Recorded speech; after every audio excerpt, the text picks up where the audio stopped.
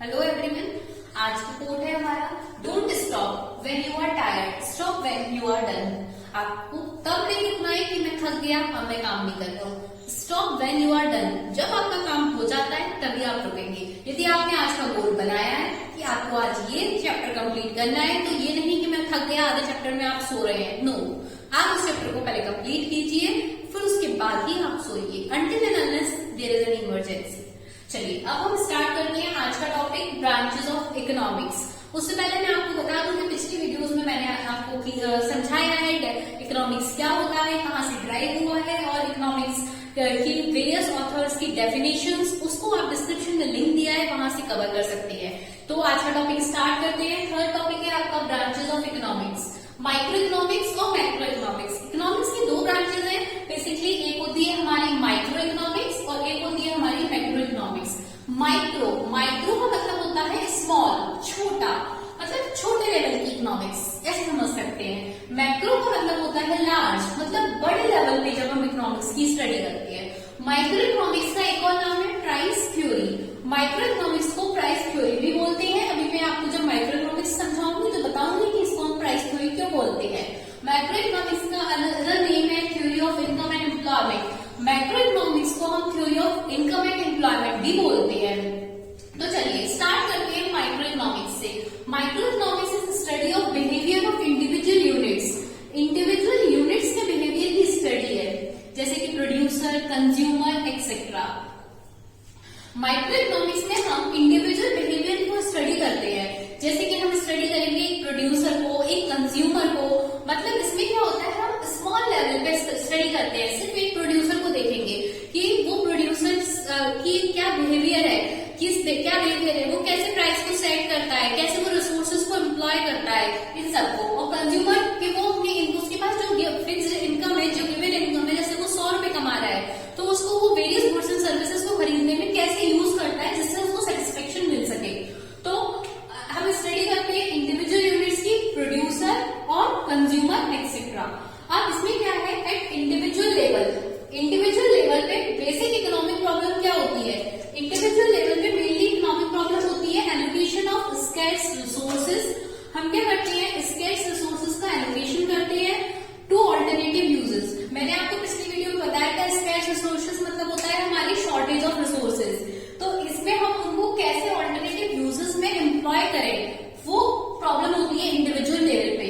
तो जैसे कंज्यूमर की बात करते हैं, यदि मैं कंज्यूमर की बात करूं तो उसके पास इनकम होती है गिवन, जैसे वो 100 रुपए कमा रहा है, तो वो उस इनकम को कैसे डिफरेंट गुड्स एंड सर्विसेज में एम्प्लॉय करे जिससे उसको मैक्सिमम सेटिस्फेक्शन मिले। ये किसकी प्रॉब्लम है, कंज्यूमर की। ये हम स्टडी करते हैं माइक्रो इकोनॉमिक्स में। अब हम प्रोड्यूसर की बात करते हैं। प्रोड्यूसर की क्या प्रॉब्लम है, प्रोड्यूसर की प्रॉब्लम होती है प्रॉब्लम ऑफ चॉइस। प्रोड्यूसर की प्रॉब्लम ये होती है कि वो क्या प्रोड्यूस करे, क्या मैं प्रोड्यूस करूं और बेचूं मार्केट में, कैसे प्रोड्यूस करूं, कौन सा रॉ मटेरियल को लूं, क्या चीज ऐसी लूं जो मेरे को मतलब जब आप प्रोड्यूसर की बात कर रहे हैं तो आप प्रोड्यूसर बन के सोचिए, आपने एक दुकान खोली है तो आप ये चाहेंगे कि आपका जो रॉ मटेरियल है वो बहुत महंगे से महंगा रॉ मटेरियल खरीद के लाओ। नहीं, मैं क्या चाहूंगी, मैं चाहूंगी मेरे को रॉ मटेरियल थोड़ा सस्ता मिल जाए और फिर उससे मैं जो भी चीज बना रही हूँ, प्रोड्यूस कर रही हूँ। जैसे अगर हम कपड़े की दुकान खोल रहे हैं तो जो हम कपड़ा खरीद के ला रहे हैं, क्लॉथ एक साथ, तो हम क्या चाहेंगे कि हम होलसेल में ले आए, थोड़ा सस्ता मिल जाएगा। फिर उसकी हम डिजाइनर कपड़े बनाकर अगर बेच रहे हैं तो उसमें हमें कॉस्ट जो बढ़ रही है हम चाहेंगे कम पड़े। तो प्रॉब्लम क्या होती है प्रोड्यूसर की कि वो एक तो क्या प्रोड्यूस करे तो जो लोग खरीदे तभी तो उसकी बिक्री होगी, क्या कैसे प्रोड्यूस करे, how to produce to maximise profits. Main तो भाई हर प्रोड्यूसर का क्या होता है, उसको प्रॉफिट मैक्सिमाइज हो। जो हमारी माइक्रो इकोनॉमिक्स है वो सेंट्रल प्रॉब्लम्स ऑफ इकोनॉमी को सॉल्व करती है। हमारी इकोनॉमी की सेंट्रल प्रॉब्लम्स अगले वीडियो में मैं आपको बताऊंगी कि सेंट्रल प्रॉब्लम्स ऑफ इकोनॉमी क्या है डिटेल में। अभी समझ लीजिए नाम से, what to produce, how to produce and for whom to produce. Brief में मैं आपको इसके बारे में बता देती हूँ कि व्हाट टू प्रोड्यूस, क्या प्रोड्यूस करें, ये प्रॉब्लम है। हाउ टू प्रोड्यूस, कैसे प्रोड्यूस करें, और फॉर हुम टू प्रोड्यूस, किसके लिए प्रोड्यूस करें। ठीक है, अब उसके बाद मैं आपको वाइटल कंपोनेंट्स के बारे में बताती हूँ। तो वाइटल कंपोनेंट्स को मैं इस साइड लिख देती हूँ। हमारे वाइटल कंपोनेंट्स माइक्रो इकोनॉमिक्स के क्या है, मैक्रो अभी मैं इसके बाद समझाऊंगी। वाइटल कंपोनेंट्स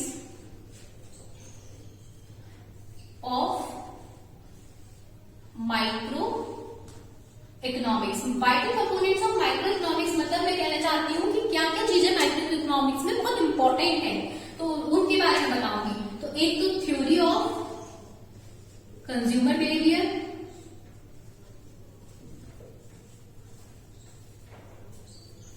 दूसरा है theory of producer behaviour,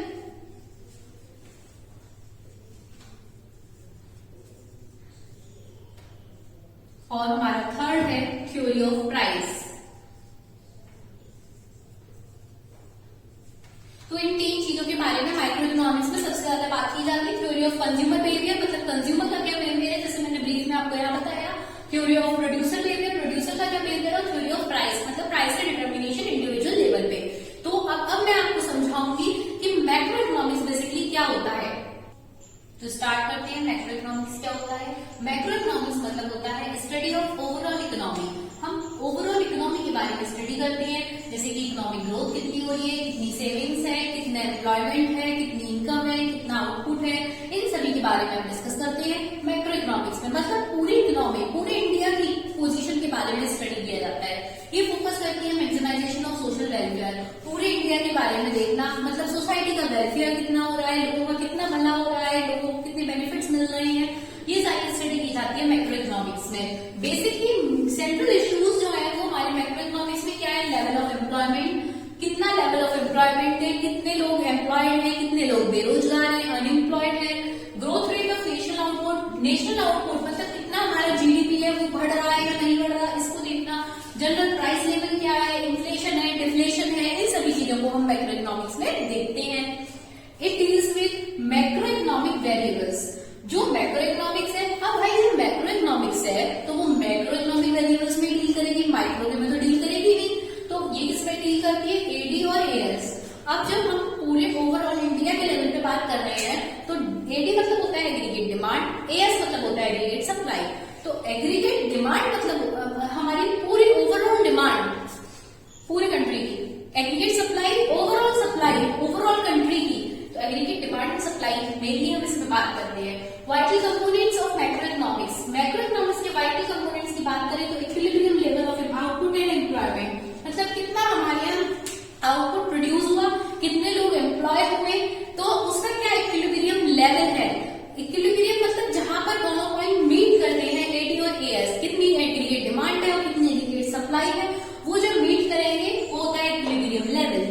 inflationary and deflationary gap, कितना इन्फ्लेशन है मार्केट में, कितना डिफ्लेशन है। इन्फ्लेशन मतलब जब महंगाई हो जाती है, डिफ्लेशन जब भत्ता बढ़ जाता है, तो ये कब है उसके बेसिस पर हम डिसाइड, इस सब को हम स्टडी करते हैं मैक्रो इकोनॉमिक्स में। थ्योरी ऑफ मल्टीप्लायर, जब हम अपनी सेविंग्स को इन्वेस्ट कर रहे हैं तो हमारे इन्वेस्टमेंट से जो रिटर्न्स मिल रही है उसके बारे में डिस्कस करते हैं, थ्योरी ऑफ मल्टीप्लायर। ये सारी चीजें हमारी मैक्रो इकोनॉमिक्स में ओवरऑल इकोनॉमी से रिलेटेड है। Fiscal and monetary policies, fiscal and monetary policies, fiscal policy होती है जो गवर्नमेंट बनाती है पूरे देश के लिए, मॉनेटरी पॉलिसी आरबीआई बनाती है पूरे देश के लिए। मनी सप्लाई, मार्केट में कितना मनी सप्लाई हो रहा है, कितने नोट्स इशू हो रहे हैं, इस सब की बातचीत होती है हमारी मैक्रो इकोनॉमिक्स में।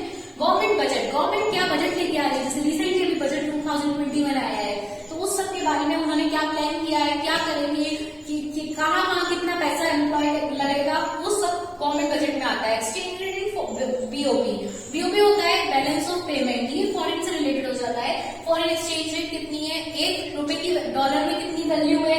बैलेंस ऑफ पेमेंट मतलब हम कितना बाहर से माल खरीद रहे हैं, कितना बाहर से माल ले रहे हैं, इम्पोर्ट्स एंड एक्सपोर्ट्स, उनमें कितना बैलेंस है, उसके बारे में स्टडी करती है। ये सभी चीजें आप 12th में मैक्रो इकोनॉमिक्स है उसमें आपके ये पूरे चैप्टर्स है, उनको आप पढ़ेंगे।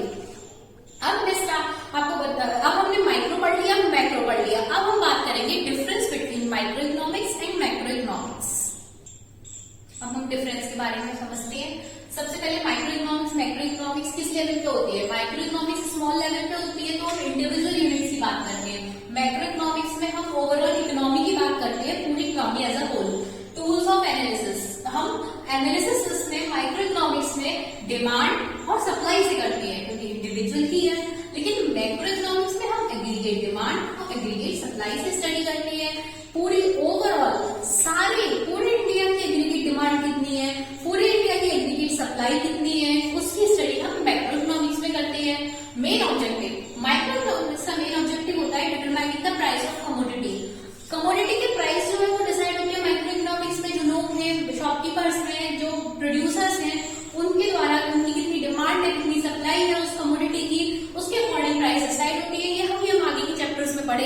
प्राइस का डिटर्मिनेशन कैसा है, करा जाता है। और मैक्रो इकोनॉमिक्स में डिटरमाइन करती है level of income, level of employment, कितने है, क्या लेवल है इनकम का, कितना जीडीपी है, कितने लोग एम्प्लॉयड है, कितने नहीं है, इस सब की स्टडी मैक्रो इकोनॉमिक्स में होती है।